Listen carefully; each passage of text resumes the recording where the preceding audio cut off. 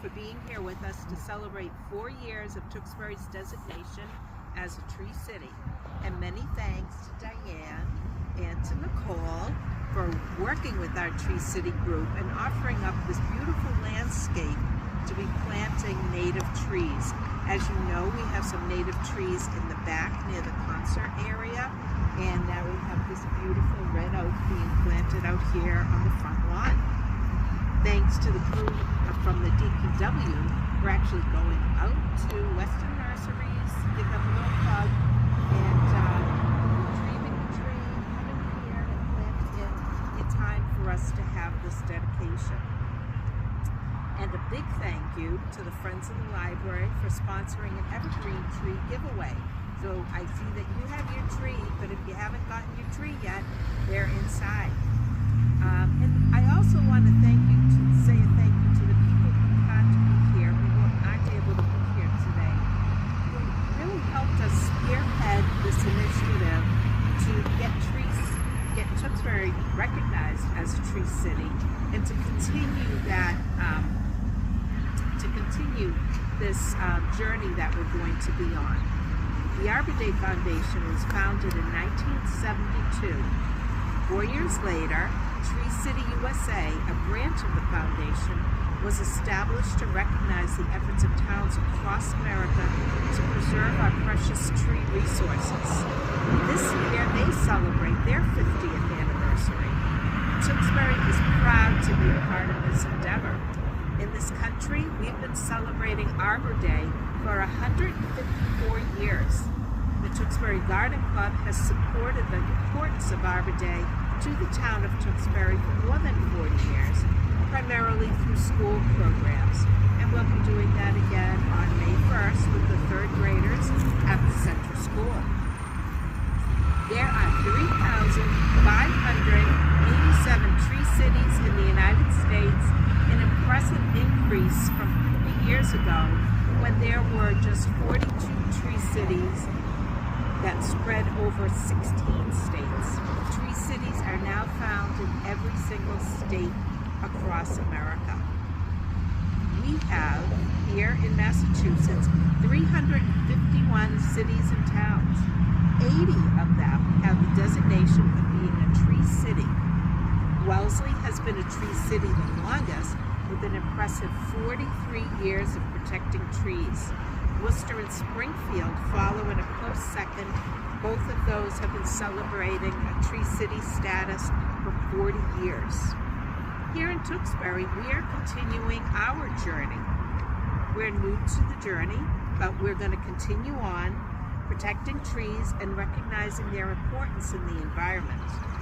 There's no better way to do that than to recognize our tree today, which is our focal point.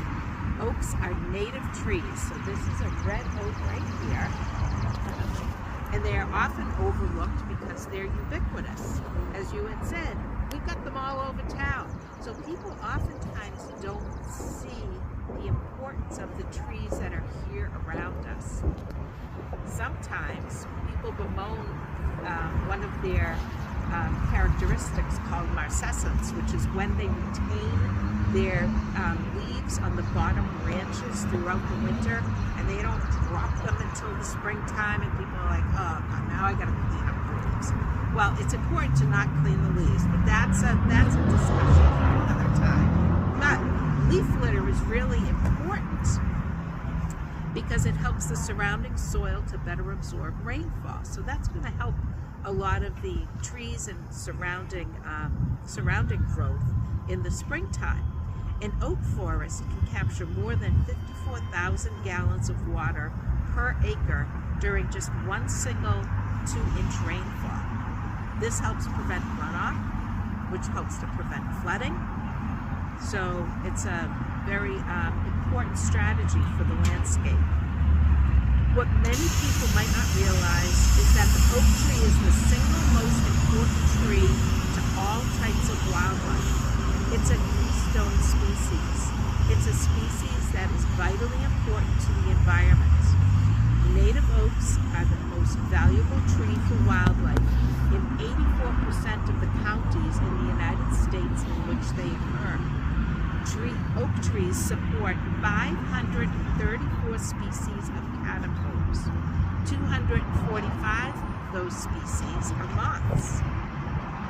They include oaks in their larval host choices, and 27 species of those moths can only develop on an oak.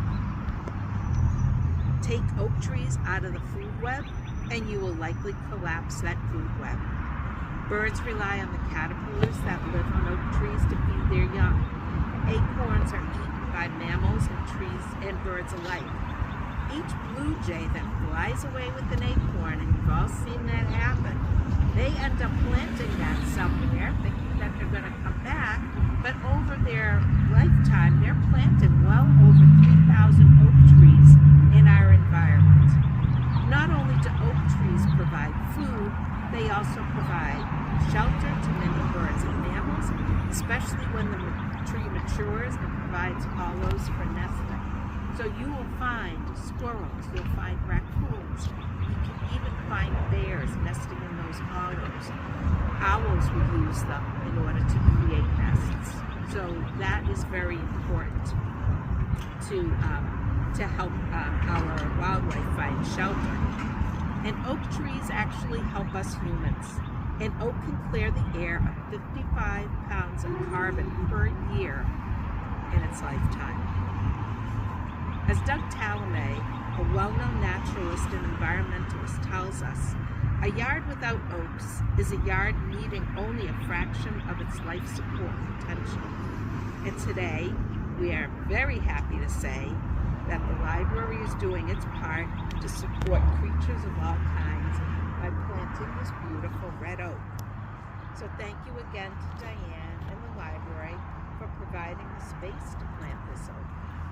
And what I'd like to recommend to all of you is to read The Nature of Oaks, The Rich Ecology of Our Most Essential Native Tree by Doug Tallamy to learn more about the marvels of this incredible tree.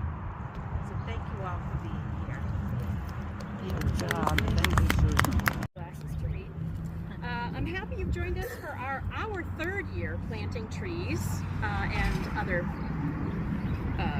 some bushes at the library with the Tewksbury Tree City USA Committee to commemorate Arbor Day, which is one of my favorite days.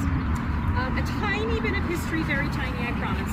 Last year we noticed a broken branch on the tree that is behind me, or the stump I should say. And we had the tree department come over and try to take that off, and they noted at that time that the tree was completely rotted and was not safe to be on the property. Worry about people. So, with sadness in my heart, the tree came down, and I will say I had a tree-shaped hole in my heart. I love trees, but I loved that one. It was just so pretty.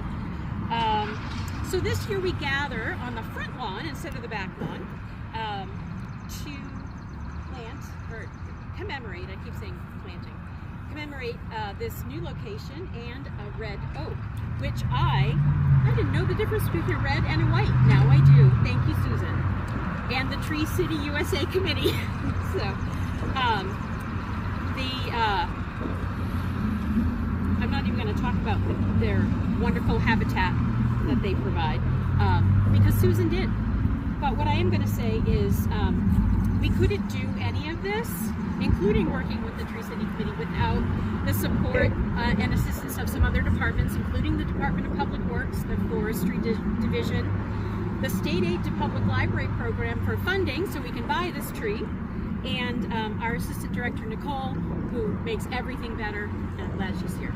So, Virginia Woolf wrote, "And all the lives we ever lived and all the lives to be are full of trees and changing leaves.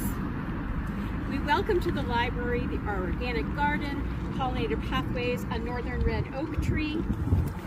They can live for 200 years. I hope that families and community members enjoy both the library and the diverse and native ecology we encourage on these grounds for generations to come. Thank you for celebrating our past and our future today."